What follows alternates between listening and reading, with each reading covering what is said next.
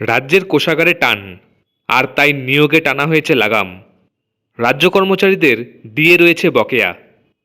পূর্ত, পুলিশ সহ সরকারি দপ্তরে প্রয়োজন ছাড়া নতুন করে নিয়োগ নয়, নতুন করে তৈরি করা হবে না কোনো সরকারি ভবনও। সম্প্রতি মুখ্য সচিব বিপি গোপালিকার নেতৃত্বে সরকারি দপ্তরের গুরুত্বপূর্ণ আমলাদের নিয়ে এমপাওয়ার্ড কমিটির বৈঠকে এমনই বার্তা দেওয়া হয়েছে বলে সূত্রের খবর। জানা গিয়েছে, বৈঠকে এও বলা হয়েছে যে বিভিন্ন দপ্তরে যে সংখ্যায় নিয়োগ দরকার তার তালিকা তৈরি করতে হবে। একান্তই প্রয়োজন হলে সেই তালিকা থেকে 50% নিয়োগ করা যেতে পারে, কিন্তু তার থেকে বেশি নয়। আর এখানেই সবথেকে বড় প্রশ্ন উঠছে, এতই যখন কোষাগারে টান, তখন পুজো কমিটিগুলোকে 365 কোটি টাকা অনুদান কী করে দিচ্ছে রাজ্য সরকার?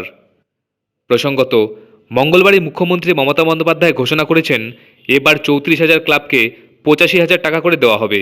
তাতে খরচ পড়ছে 365 কোটি টাকা।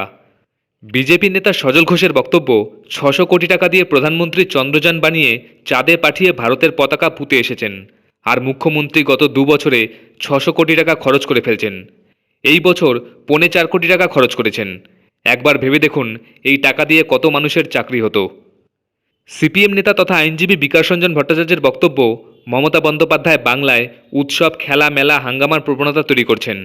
আর এগুলো বৈধকরণের জন্য সরকারের একটা নতুন প্রবণতা তৈরি হয়েছে, সরকারি অনুদান। দেখা যাবে বেশিরভাগ ক্লাবই তৃণমূল পরিচালিত। সরকারি কর্মীরা প্রাপ্য ডিএ পান না, মিড ডে মিল পায় না, স্কুল উঠে যাচ্ছে। সেখানে সরকার উৎসবের বিভৎসতা পালন করছে। ক্লাবগুলোর নৈতিকতা থাকলে সেই টাকা ফেরত দেবে। তবে শুধু বিরোধীরাই নয়, কান পাতলে শোনা যাবে এমন প্রশ্ন ঘোরাফেরা করছে রাজ্যের সর্বত্রই।